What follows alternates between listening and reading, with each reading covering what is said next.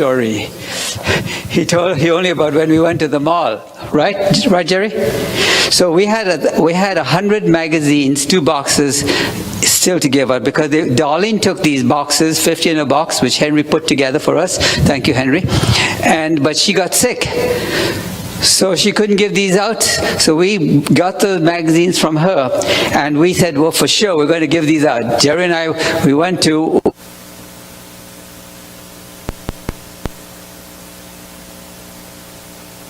at 6 o'clock, and they were closed. Everything was closed at 6 o'clock at Walmart. So we couldn't give it out at Walmart. In fact, all the stores were closed. So I was walking the next day on Christmas morning, and the Lord impressed me. What do I do with these 100 magazines? You know, after Christmas, they wouldn't be much good. And so the Lord impressed me to go to Erlanger Hospital, above all places, to give them out. So we went to Erlanger Hospital around noontime, and as we got there, this lady said, come on. She says, they're giving free lunches out over here, put out by the Jewish community. And I couldn't imagine. What?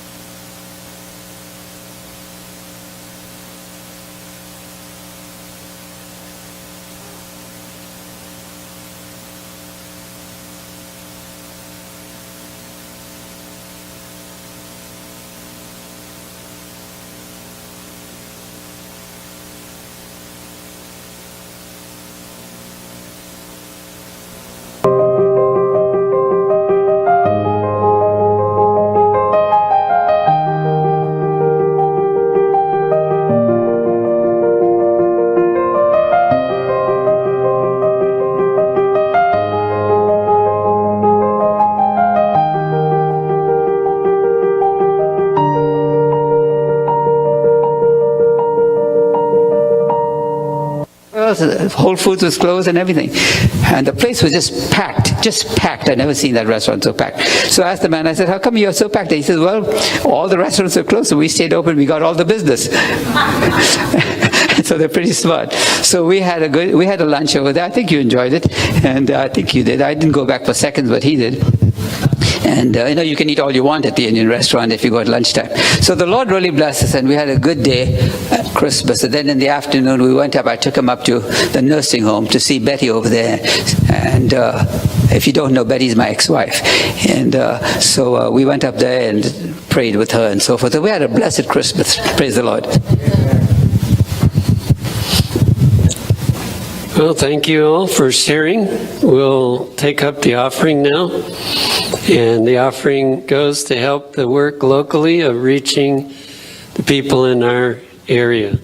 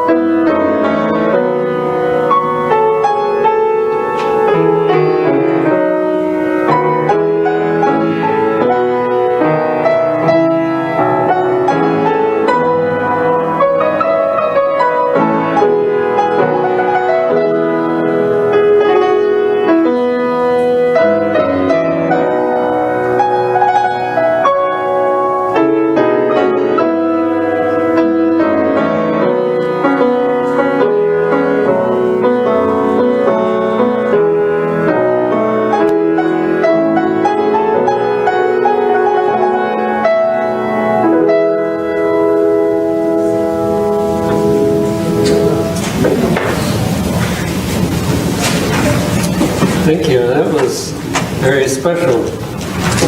Do we have another special music tonight? Oh, you're going to do another one. All right. Very good.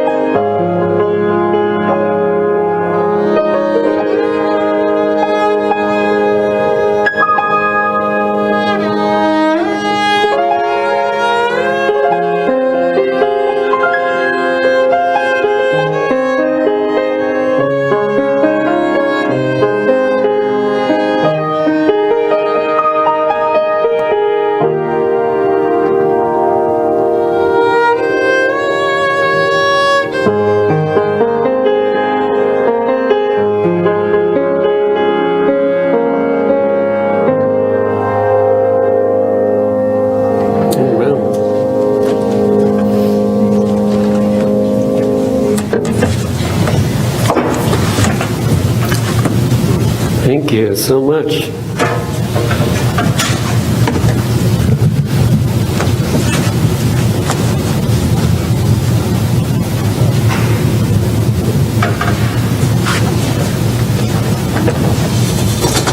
Have you got the slides on?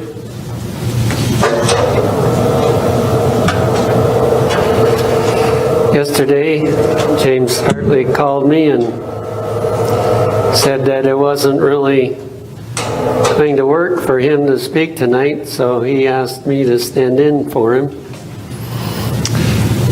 which is kind of an interesting opportunity. I will have spoken 3 Friday nights in a row, because for next year I'm on the list for the first Friday night. So I decided to give you a 2-part series on Sunday laws. I'm not sure I hit this and put it on, but it's gone back blank again. So you may have to turn it on again.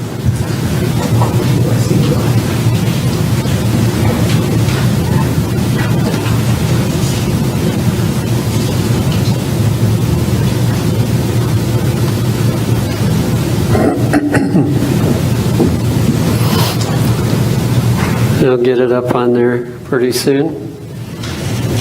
It's interesting, whenever there's something important, you have difficulties. And I usually send my slides to them, but I tried over and over again and was not able to do it.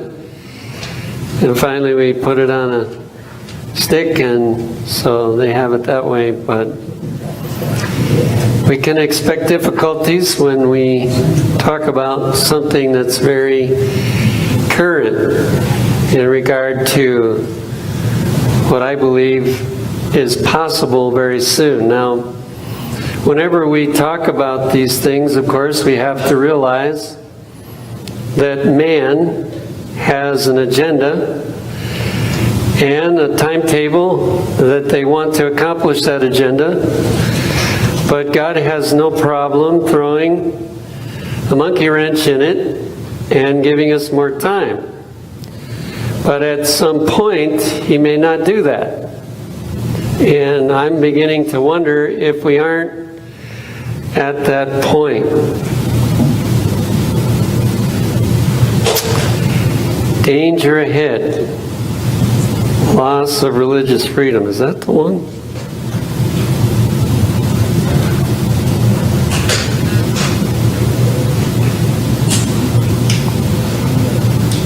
No, this is not the one. That's somebody else's sermon. Mine says Sunday laws. Really? I saw it on there when I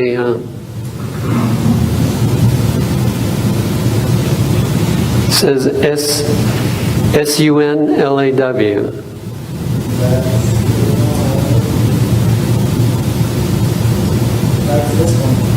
It's not on there, huh?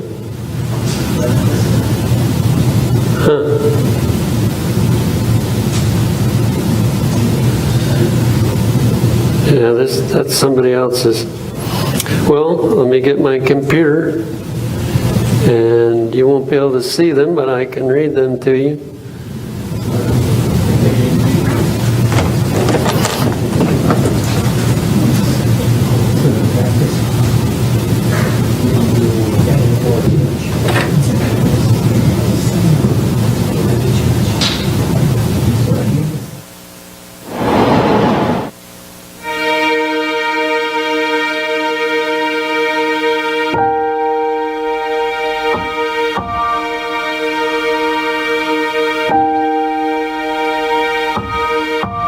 I always wanted to learn how to farm and grow things, and I like the physical aspect of it and being outside and just seeing things grow. I feel closer to nature, closer to God. It's a real spiritual growth for me. In the morning we do worship, and a lot of these things that we read in a book pertaining to gardening, you can see that a lot of it is also pertaining to our lives. It's amazing how things grow. You put a little seed in the ground, little seeds. Some are so small you can't even see them. Some a couple of days, some may take a week or so. Sometimes you give up on the seed. Next thing you know, you see something emerging, and then with a couple of weeks, it goes, and next thing you know, you're harvesting it. We have a lot of people work with us at times, and just everybody else's experience is quite the same. How when you're digging in the earth, you feel really connected with nature.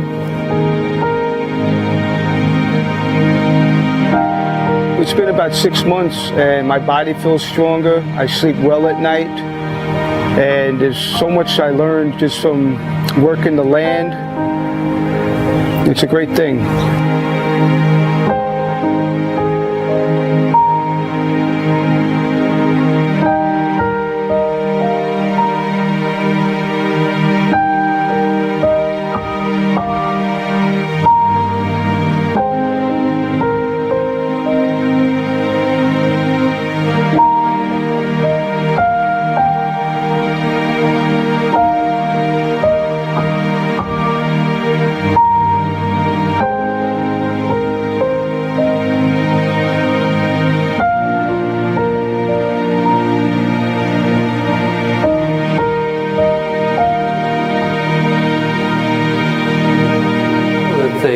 That are going on. Probably the one that's the most well known was that in 2015 the Pope was allowed to address Congress, and I don't know how many of you watched that message that he delivered, but I did. And if I remember right, he had 6 or 7 standing ovations.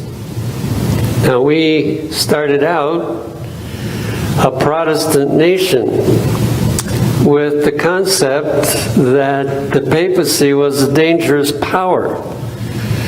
And now that has been completely lost. And one of the things that he was presenting was the idea that we need one day when no employer employs anybody so that the family can be together and we can assist in slowing down the climate change. Now, probably almost no one here heard the sermon that Homer Barrett gave a couple of years ago, maybe 3 years ago. But he convinced me that it's not what man is doing that's making the climate change, but it is sunspots that's making the climate change. And yet the Pope is using the climate change issue to get people stirred up to the place where they want to have a day for everybody. And of course, the logical day, the easiest day for most people is Sunday. And so guess what? That's the day that he is proposing, but he's not the only one. There are other people that are doing the same. So the title of this one is the National Sunday Law. It's part 1. And the second question I wrote down here is, how close are we?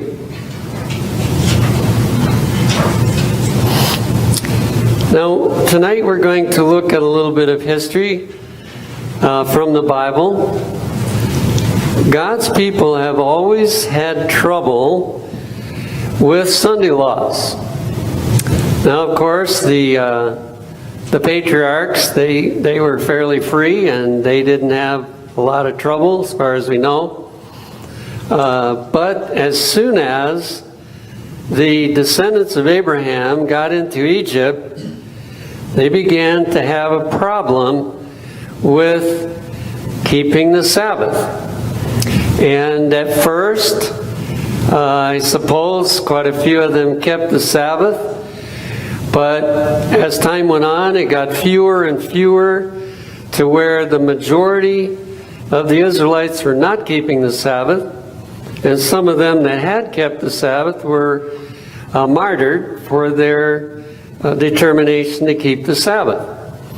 And so now we come down to the point where Moses has been sent back to fulfill the mission of bringing them out of Egypt. And here is part of what happened, recorded in Exodus 5, verses 4 and 5. And the king of Egypt said unto them, Wherefore do ye, Moses and Aaron, now we don't use that word in that way anymore, but it means hinder. In other words, Moses and Aaron, stop hindering the people from their works. Well, they wouldn't hinder 6 days of the week, but there was one day of the week where Moses and Aaron were telling them not to work. And I can imagine what Moses said was, if you expect God to deliver you out of Egypt, you've got to start keeping the Sabbath. Here you are breaking the Sabbath. You need to start keeping it. So they listened to him. Don't know how many, but maybe quite a few. And Pharaoh was not happy about it. He said, Get you unto your burdens. And Pharaoh said, Behold, the people of the land now are many, and ye make them rest. Now that word rest is the exact same word that's in Genesis, the 3rd chapter, or 2nd chapter, talking about the Sabbath. Ye make them rest from their burdens. Or in other words, you're making them keep the Sabbath. And so Pharaoh was determined to get this stopped. And here was his plan. And Pharaoh commanded the same day the taskmasters of the people and their officers, saying, Ye shall no more give the people straw to make brick, as heretofore. Let them go and gather straw for themselves. And the tale of the bricks which they did make heretofore, ye shall lay upon them. Ye shall not diminish aught thereof, for they be idle. In other words, they're resting because they don't have enough work to do. So now they have to gather the straw and make the same number of bricks that had been made before. Therefore they cry, saying, Let us go and sacrifice to our God. Let there more work be laid upon the men, that they may labor therein, and let them not regard vain words. So the counsel of Moses was considered by Pharaoh vain words. The Sabbath didn't matter to him, but it's supposed to matter to God's people. Now perhaps if they had been faithful all along in Sabbath keeping, they would not have had such a problem at this point. But they had not been faithful, and so they were now, it's like an Adventist that joins the army, and then they just, after they're in the army, they decide, I would like to keep the Sabbath. That's a lot harder than when you tell them in the beginning that you can't keep the Sabbath. That you are going to keep the Sabbath. And so you can understand Pharaoh's anger at this, but what God wants us to learn from this is that this is pointing to the end times. It's going to be difficult to keep the Sabbath. Now in my lifetime, and I think my parents' lifetime, we have had it easy to keep the Sabbath. So we don't really know whether we're Sabbath keepers or not. We really don't know. We think we are, but we don't know. Until we are tested by it being difficult, we will find out whether we are Sabbath keepers or not. And I'm not sure, I think it was probably mixed with them. But then we go on down to the time of Esther, which was in the Medo-Persian Empire, and we see another forecast of trouble in the future. Verses 8 and 9 of Esther chapter 3, "And Haman said unto King Ahasuerus, There is a certain people scattered abroad, and dispersed among the people in all the provinces of thy kingdom.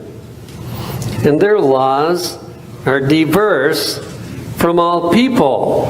Notice what Haman was concerned about. It was about the different laws that the Jews had. Neither keep they the king's laws. Of course, he had just gotten past a law that you could only worship the king.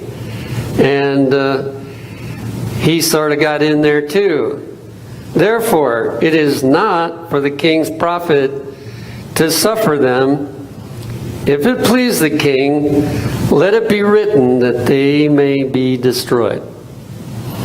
And so, as we look at what happened to the Jews who were Sabbath keepers, to whatever degree, I don't fully know, but they had two laws that were different, and that was they didn't believe in worshiping a human being, and they didn't believe that you should work on the seventh day.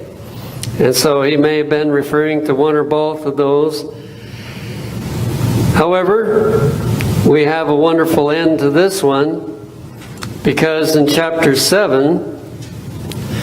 8, verses 7 and 8, and verse 17, it says, "Then the king Ahasuerus said unto Esther the queen, and to Mordecai the Jew, Write ye also for the Jews, as it liketh you, in the king's name, and seal it with the king's ring.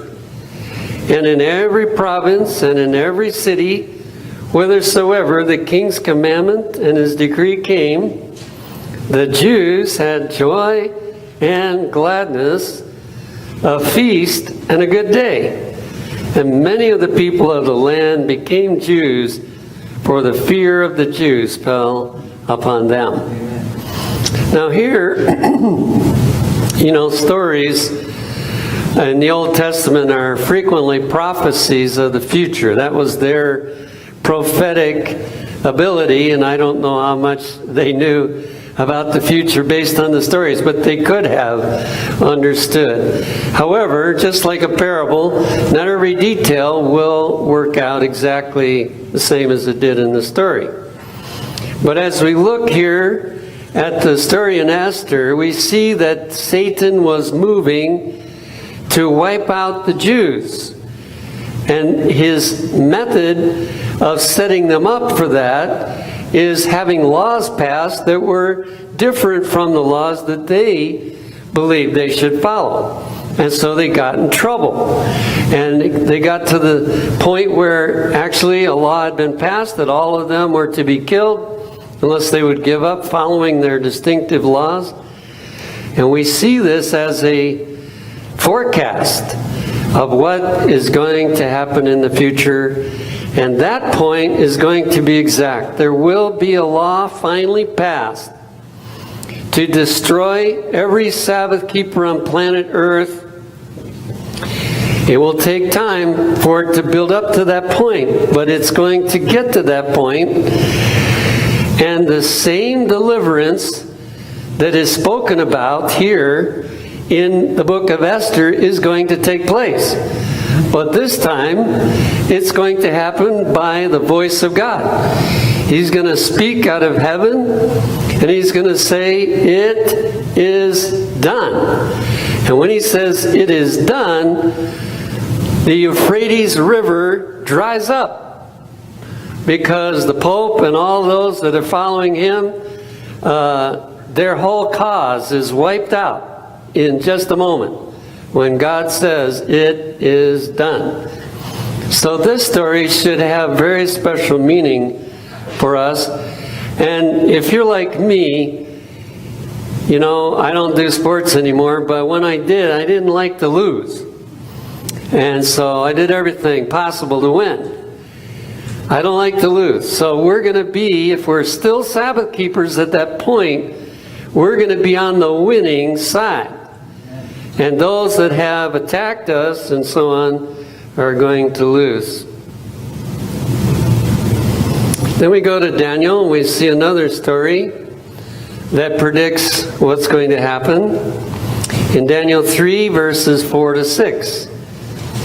Then an herald cried aloud, "To you it is commanded, O people, nations and languages, that at what time ye hear the sound of the cornet, flute, harp, sackbut, psaltery, dulcimer, and all kinds of music, ye fall down and worship the golden image that Nebuchadnezzar the king has set up.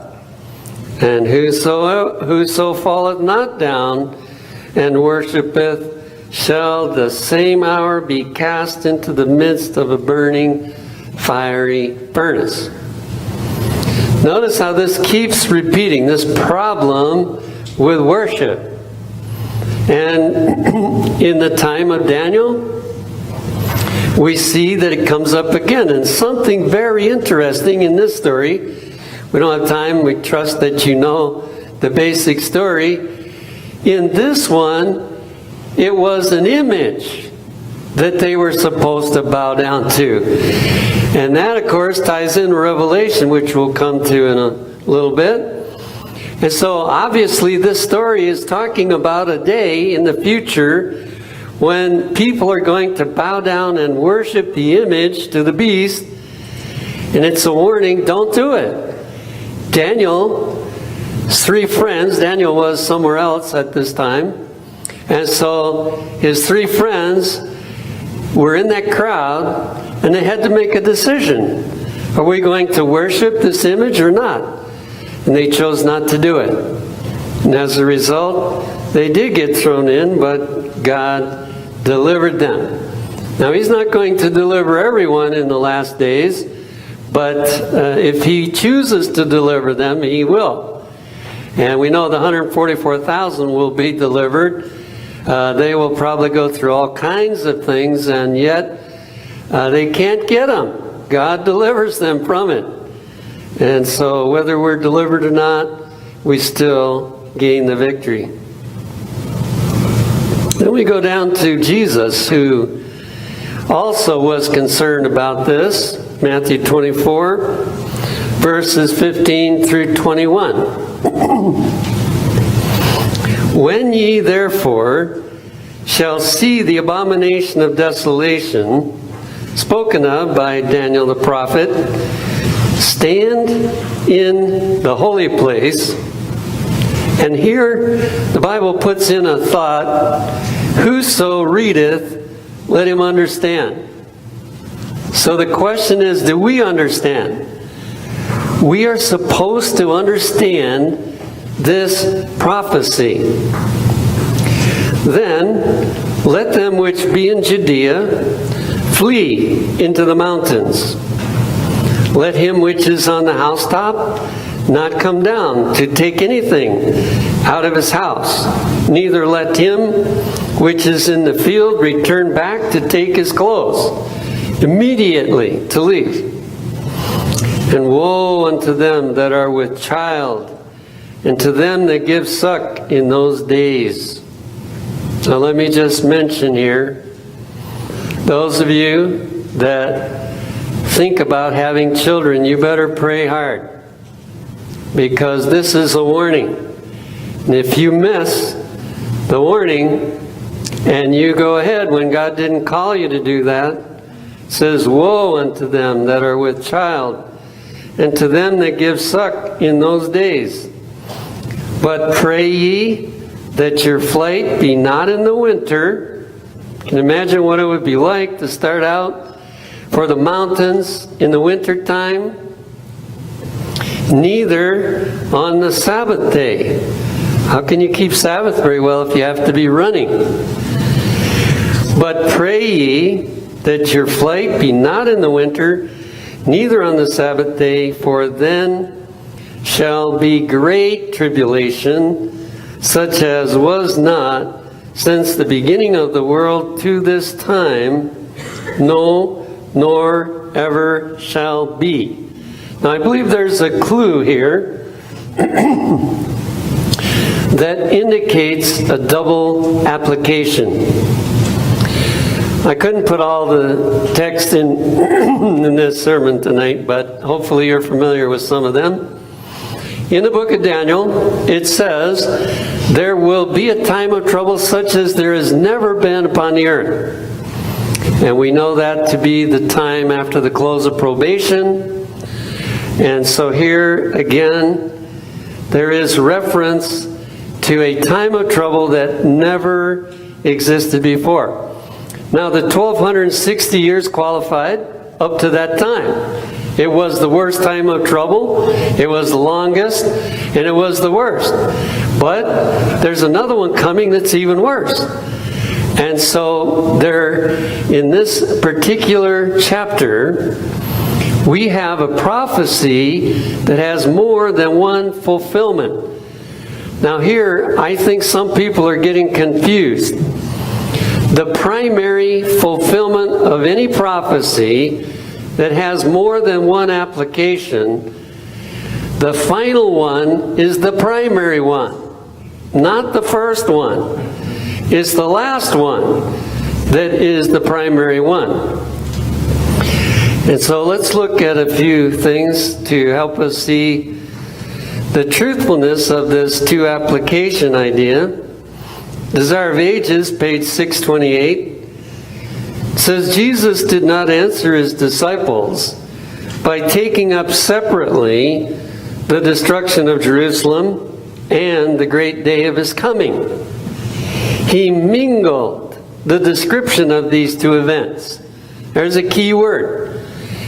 When he answered the disciples, he was talking about two events, and he mingled, it says, the description of these two events. In mercy to them, he blended the description of the two great crises. So there's another key word. He blended the two together. Now, if you've ever blended anything, you can't tell the difference. What you put in there, those things became one, blended. So that's a very interesting word. When he referred to the destruction of Jerusalem, his prophetic words reached beyond that event to the final conflagration. So there's three times clear statements that this prophecy has a double application. And in Signs of the Times of February 20, 1901, it says the description of the two events is mingled. So there's that word again. And the entire subject is a warning to those who shall live in the last scenes of Earth's history. So there's the primary application of it. In the last days of Earth's history, the last scenes of Earth's history. Two applications, and that's not the only prophecy that has more than one application. In the book Maranatha, page 180, it says the time is not far distant when, like the early disciples, we shall be forced to seek a refuge in desolate and solitary places. As the siege of Jerusalem by the Roman armies was the signal for flight to the Judean Christians, so the assumption of power on the part of our nation, and it's talking about the United States, but notice what we are to focus our eyes on. In the decree enforcing the papal Sabbath will be a warning to us. Now, if you're familiar with the history, the Roman armies came, they surrounded Jerusalem, and then trouble elsewhere caused the army to leave. And if Jesus hadn't warned them, they would have had the idea the problem is gone. It's over. We don't have to worry about it. But he said, don't hesitate. Don't even go into your house. You cross the roofs of all the houses. You get outside the wall of Jerusalem. You don't go, if you're in the field, you just leave. You don't go back and pick up anything. You take off. And here it equates what people need to do when the Sunday law is passed. Now, God has been telling us to leave the cities for a long time.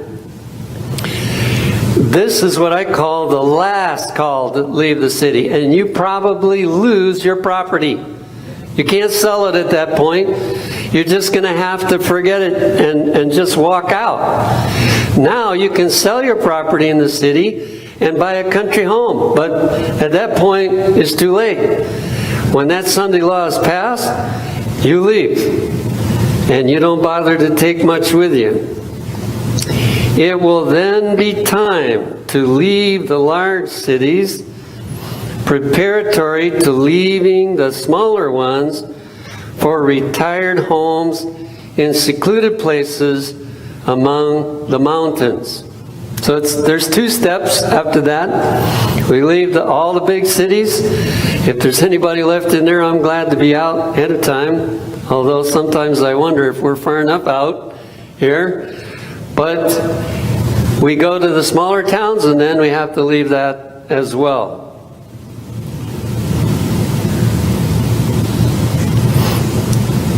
You'll see the reference at the end of this. By the decree enforcing the institution of the papacy in violation of the law of God, our nation will disconnect herself fully from righteousness. So this nation started out, it had the best laws, it had the best viewpoint on religious liberty that any nation had ever had. But when the Sunday law is passed, this nation will disconnect herself fully from righteousness. And then again, it gives us the signal. As the approach of the Roman armies was a sign to the disciples of the impending destruction of Jerusalem, so may this apostasy be a sign to us. And then it lists 4 things.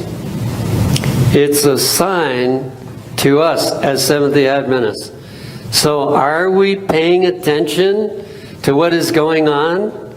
If we're not, how will we recognize the sign? Right after that, it says, it's a sign that the limit of God's forbearance is reached. You know, nations have a period of probation.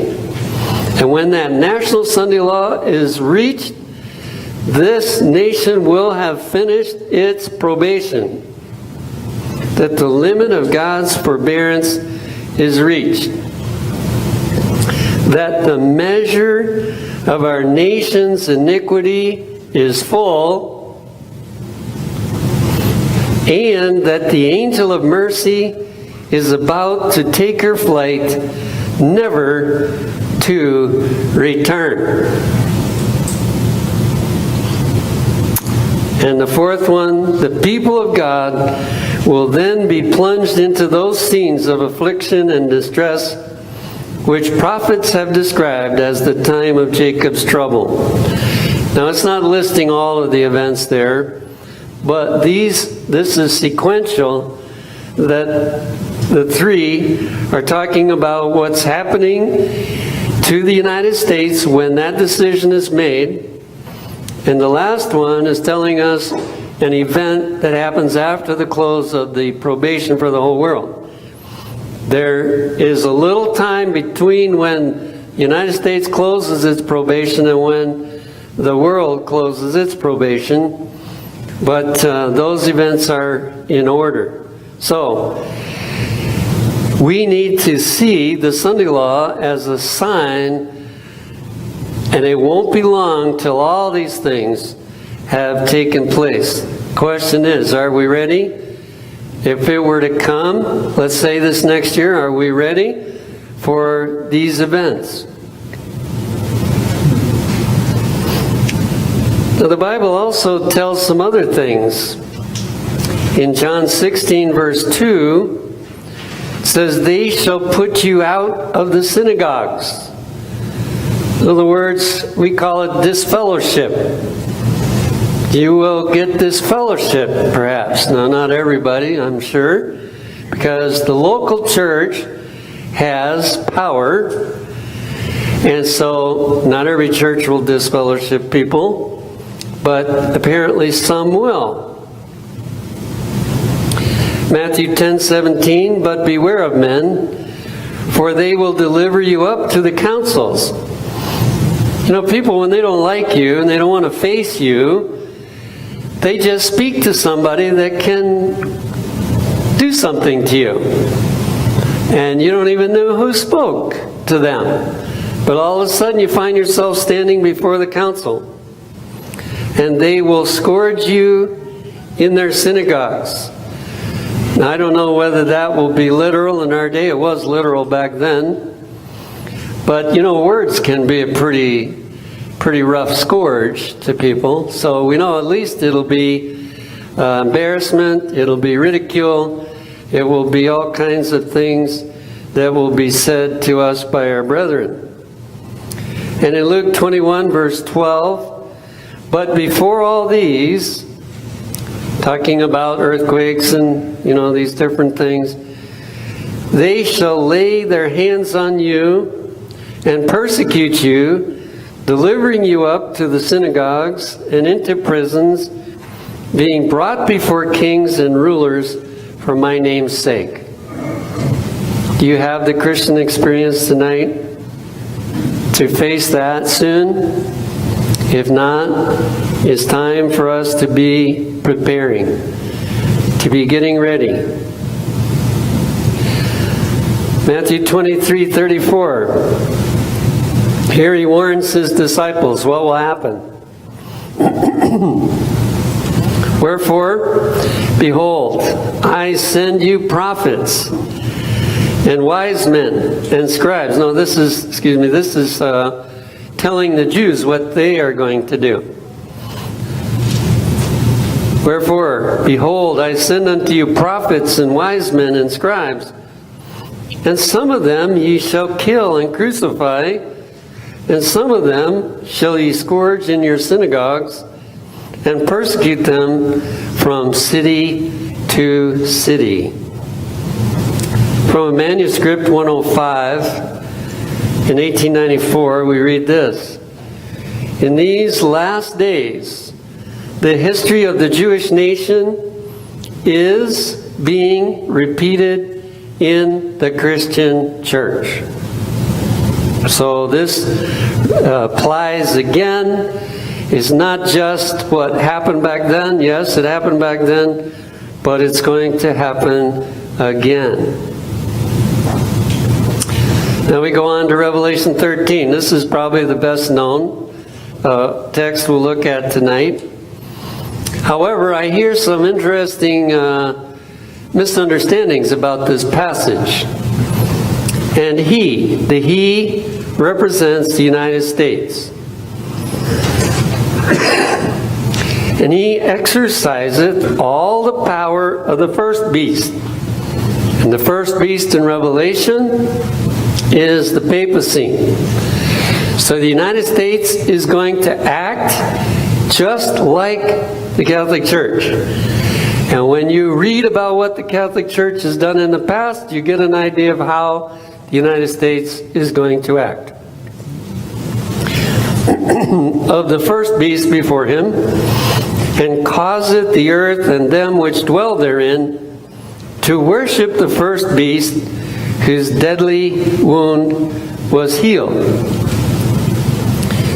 Now the word earth, all the way through here, is talking about the United States.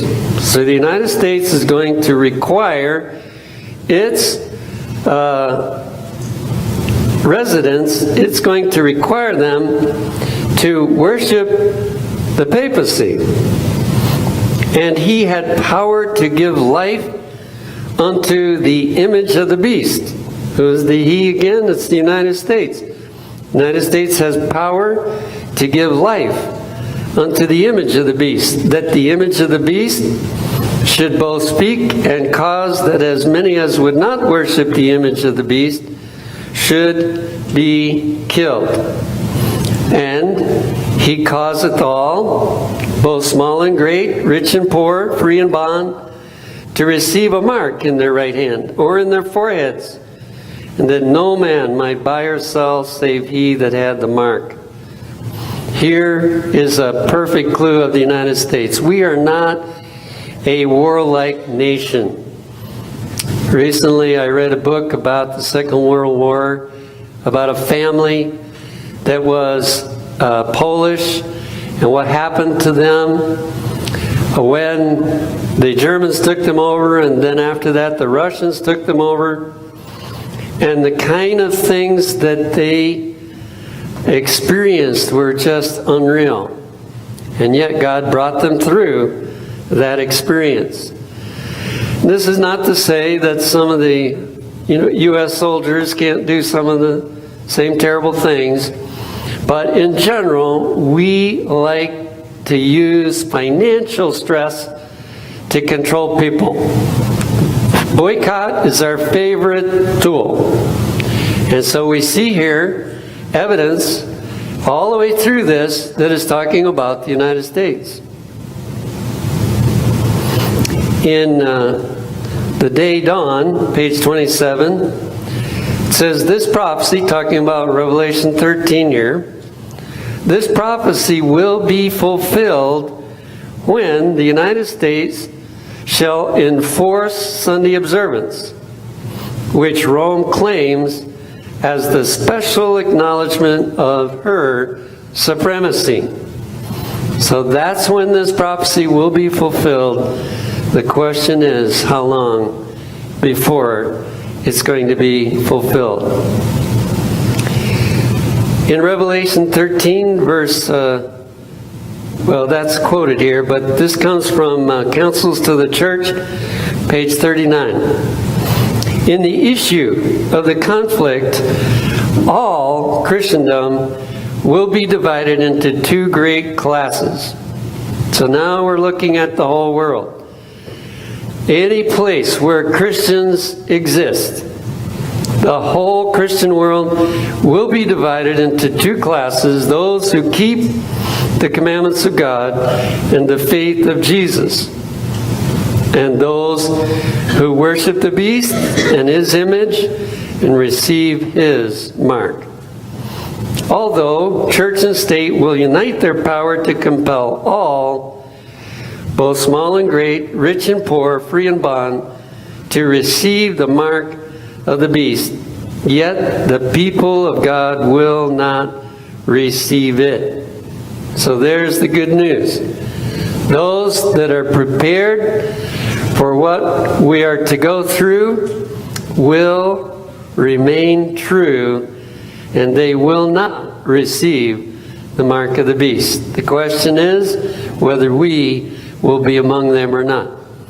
But there's no reason why we can't be among them, because God is standing ready to prepare us and to help us so that whenever it comes, we may not be ready ahead of time, but there is work to be done right now, so that when the time comes, he will have us fully ready.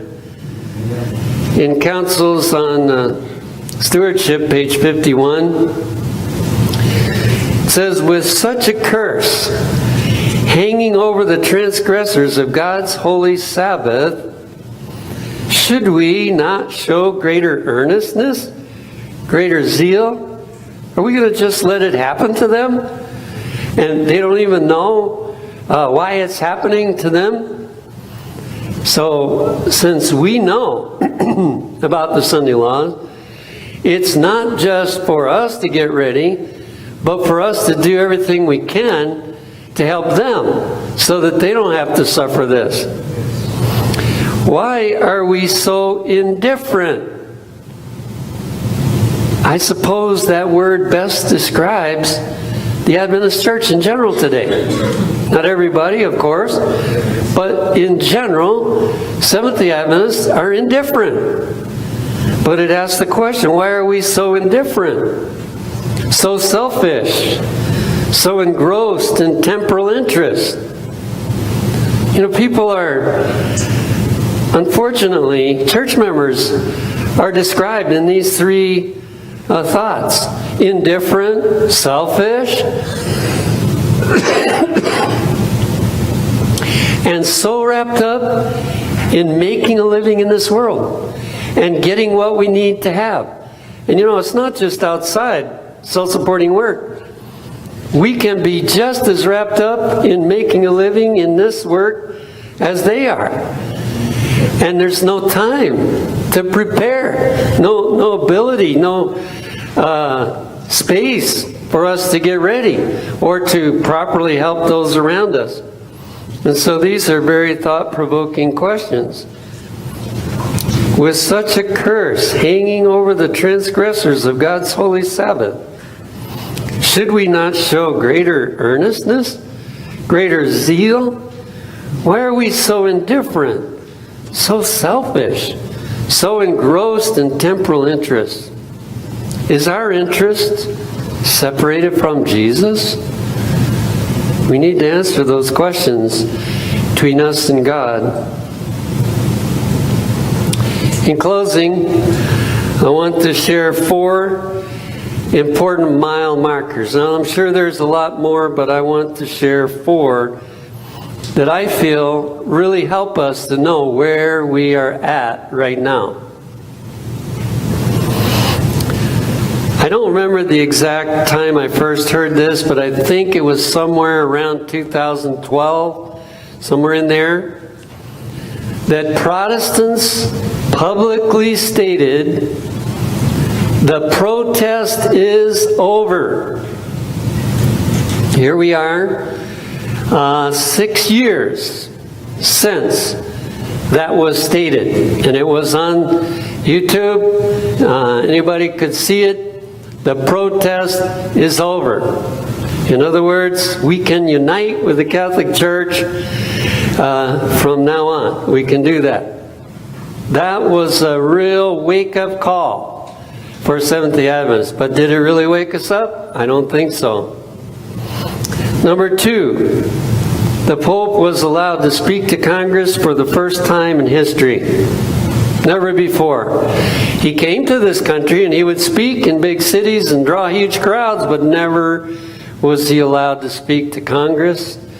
That is a wake-up call for Seventh-day Adventists. And that happened 3 years ago. And number 3, the first law is already moving forward as a family day when no employer is allowed to have their employees work. That's so that everybody can stay home. And of course, they're not saying go to church, but that's of course what they have in mind. Now, we're going to study more next Friday night about Sunday laws, but the details of exactly how it's going to happen have not been revealed. But this is something that should wake us up. The fact that it is already being proposed, and my understanding is that there have been a number of people in the U.S. that have been calling their congressmen and urging that this go forward because they think it's a good idea. And it's all under the climate change idea. But you know, there's one that to me is bigger than all 3 of these. The North American Division reply to the annual council in 2018.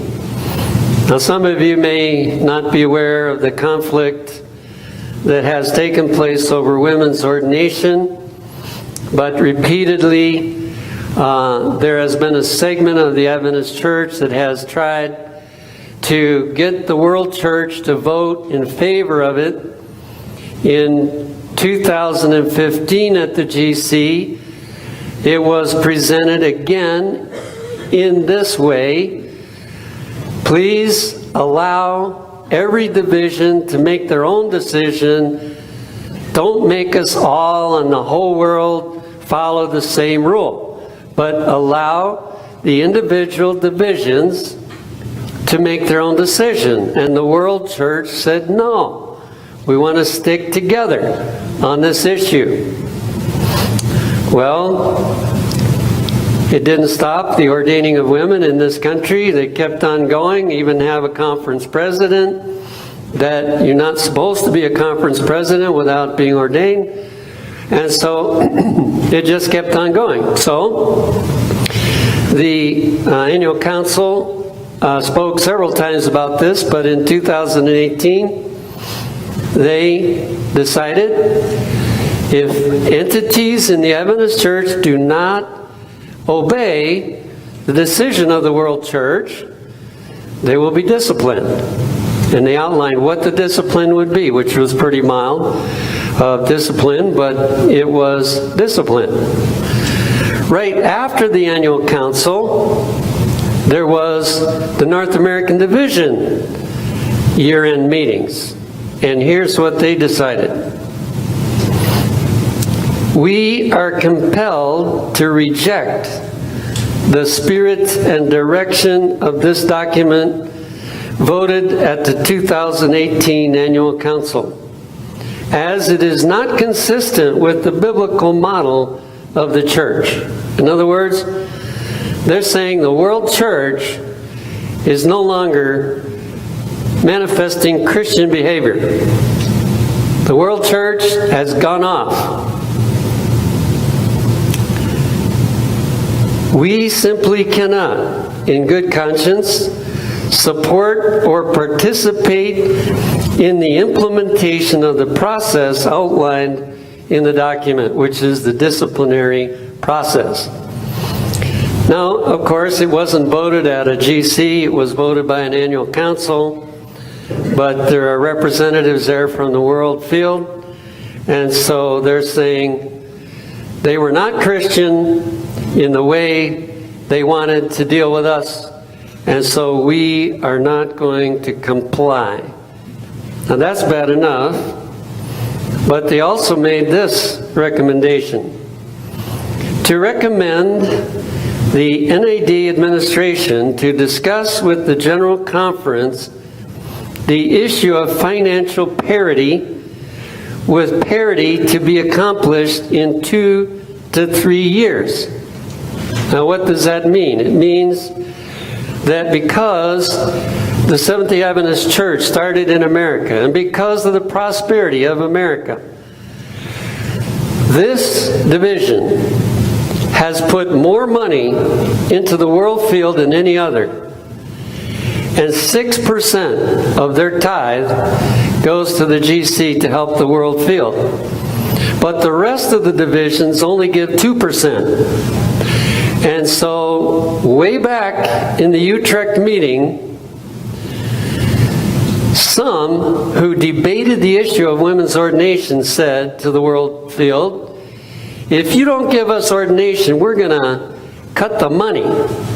Well, now they're following through with it, or at least attempting to. I don't know how much they can do, whether they can do it against the GC's agreement, but anyway, they want to drop it from 6% to 2% so that they give only the same amount that all the other divisions give. Now that's going to damage the world field at a time when we should be expanding as fast as we can expand throughout the whole world, and even the places that have had less light than this country should be getting more money, not less money, and yet this is the decision that was reached. Now here's the thought that came to my mind, and I have no proof of it, But my mind went to the time when the disciples were convinced that Jesus deserved to be the king, that he could provide food, he could heal the soldiers, he deserved to be king, but he was so humble he wouldn't do it. And so they decided to take him by force and make him king. They were convinced he deserved it. Jesus said, no, you get in the boat and you cross the lake. While they were crossing that lake, they started thinking, maybe Jesus is an imposter. From wanting to crown him king to thinking he was an imposter. And what did Jesus do? He sent a storm. And the storm got their mind off from him being an imposter. And the thought came to mind, maybe God is going to let this Sunday law go through to get the world church's mind off of this topic, to give them something else to think about. I mean, this is going to shake this church from stem to stern. When those Sunday laws start, it's going to shake everything. Now, as I say, I can't prove that, but those are the thoughts that came to mind. How soon? I don't know. But we'll study a little more about what we do know next Friday night. Let's have a closing hymn.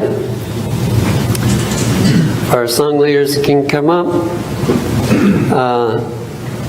The song about the waymarks. What's the number? Look for the waymarks.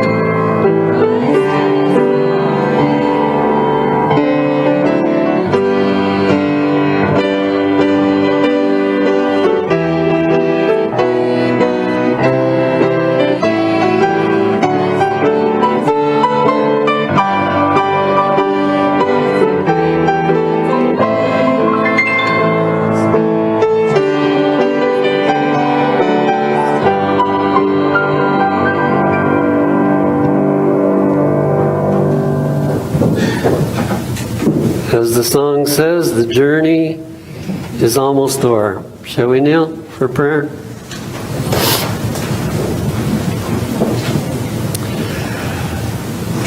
Our Father in heaven, as we see these events and many others, it seems that the end is screaming to us.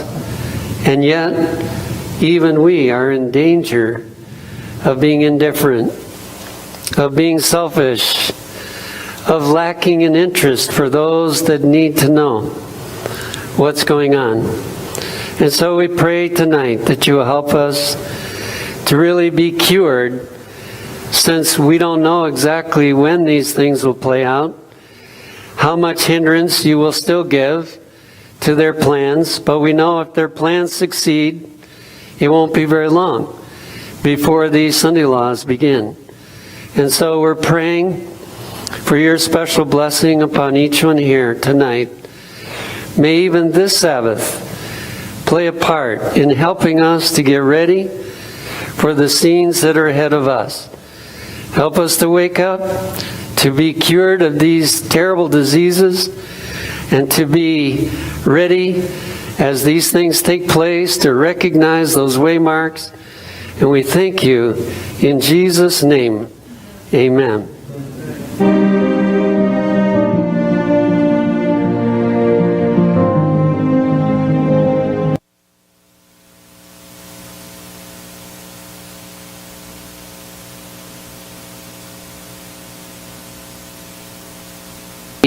Ready as these things take place to recognize those waymarks. And we thank you in Jesus' name. Amen.